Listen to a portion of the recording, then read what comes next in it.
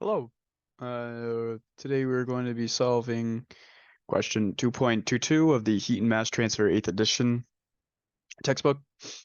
This is in the Introduction to Conduction section, and we're going to be focusing on the heat diffusion equation in order to solve heat transfer questions. So the question statement is right here. I'll read it for you. It says the steady state temperature distribution in a one-dimensional wall of thermal conductivity of 50 watts per meter Kelvin and thickness 50 millimeters is observed to be, and they give you a temperature function in units of degrees Celsius. It's equal to A plus B x squared, where A is equal to 200 degrees Celsius and B is equal to negative 2000 degrees Celsius per meter squared. It states that X is in meters. So then they ask us the two questions. It's what is the heat generation rate, Q dot, in the wall? And it also wants us to find the heat fluxes at the two wall faces and how those are related to the heat generation rate that we solved in the first question. So, jumping into what I did, here's the given statement. Just a brief overview of what they said. And what we're finding, like I said, Q dot in the wall, and then the heat fluxes on the two wall faces. So x equals 0 and then x equals the 50 millimeters or 0.05 meters. And then they want us to compare or relate it to the heat generation rate. So assumptions that I made, it states specifically that it is a steady state condition. So here we have steady state analysis. We also, or it's also stated that it is one dimensional, so 1D conduction. There's obviously no convection since we're just doing conduction.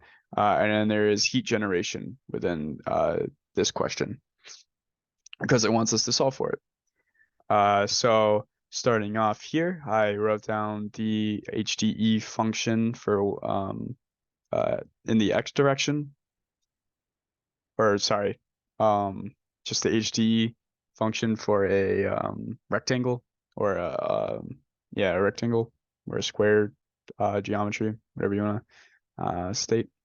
So here on the left side, our transient portion is going to be canceled out due to that steady state condition.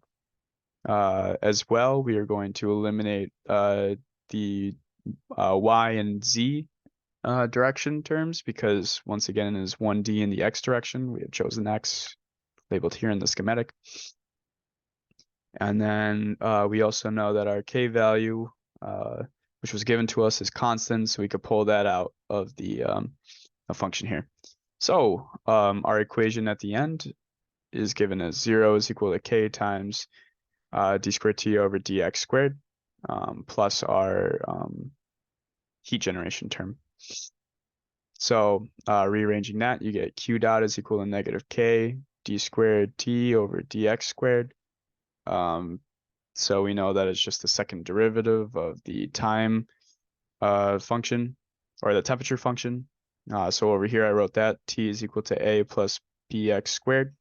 The first derivative according to x is going to be 2bx, and then the second one is 2b. We know this from calculus 1. Should be fairly simple. So then we could plug this value back into the equation to find q dot. So we know k, and we know our variables here. So it's just 2 times the negative 2000 that they give us here. And that gives us a q dot of 2.0 times 10 to the 5th watts per meters cubed. So that is our heat generation term. That solves the first portion of the question. And we must solve the second. So we know that the heat flux is going to be equal in conduction is equal to negative k times dt over dx. So solved before, we have dt over dx is equal to 2bx, so we could plug that in there. So it's negative k times 2bx, which turns into 2 times, or negative 2, I just threw the negative in there for some reason. So 2 times negative 50 watts per meters Kelvin times the negative 2000 degrees Celsius per meter squared times x. So then we can apply our boundary conditions. So our first one is x equals 0. So 0 multiplied by this is obviously 0, so there is no heat flux at the start of the problem, or of the wall, or rectangle, whatever you would like to call it.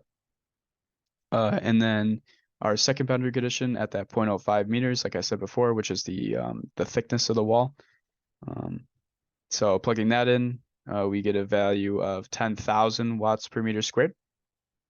So when you look at this, you can tell that the heat generation equation or value is equivalent to the differences of our heat flux over the thickness of the wall.